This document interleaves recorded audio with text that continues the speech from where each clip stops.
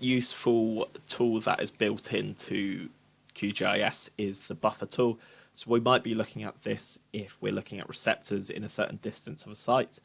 So to do this, you want to select the layer that you want to do the buffer from. So we're going to be doing a 20-meter buffer from the site boundary as well as a 50-meter buffer. So select site boundary and then go to Vector, Geoprocessing Tools, and then it's the top one known as Buffer. And here you can just double check that you have got the site boundary selected. Select the distance that you want your buffer to go. So we're going to be doing 20 meters to start off with. You can change the units here, but as I said, 20 meters. And we're going to save it as a layer. So to do that, you just click the three dots, save the file. Once you've chosen a location for this to be saved, you can just click run, and it will literally take a second or two to create your buffer. Once again, you'll suddenly be thinking that looks horrendous, but you can easily change this by going to symbology. You can do a variety of different fills. So on this one, I'm going to be showing you something slightly different. So we'll just leave it how it is at the moment. To re-layer or reorder your layers, you basically just click them and then drag them where you want them. So we want the site boundary to be on top so you can easily see the buffers and the site boundary. However, the buffers are currently blocking all of the view underneath, so you can't really see any of the site.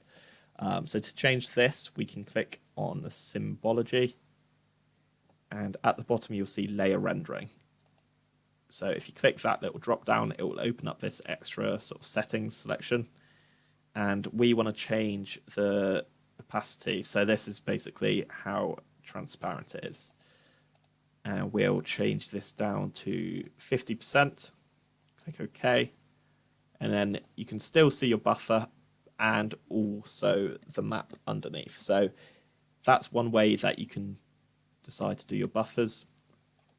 Another way you can do, say, let's do it a blue boundary, but say if you don't want just a simple line, you click on simple line, and where it says stroke style, you can change that to dotted line. And that will create a nice dotted boundary, which means you get even better views of the existing site.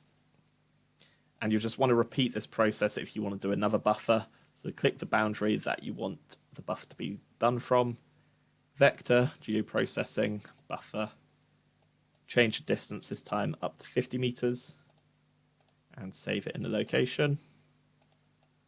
So we'll call this one 50-meter buffer.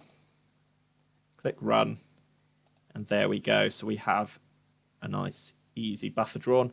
And one other tip that's quite easy and is useful to use is, say if we want the 50-meter buffer to look the same as a 20-meter buffer in terms of style-wise, you basically right-click on the 20-meter buffer, go down to Styles, Copy Styles, all style categories, and it's literally a paste. So you right-click on the new buffer, so the 50-meter buffer, go to Styles, and this time paste style, all style configurations.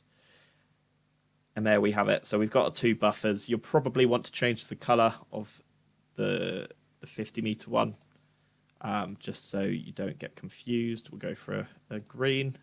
Probably not the best color to use, but yeah, there we go. We can easily see our buffers. If you want to change the transparency again, just go to layer rendering.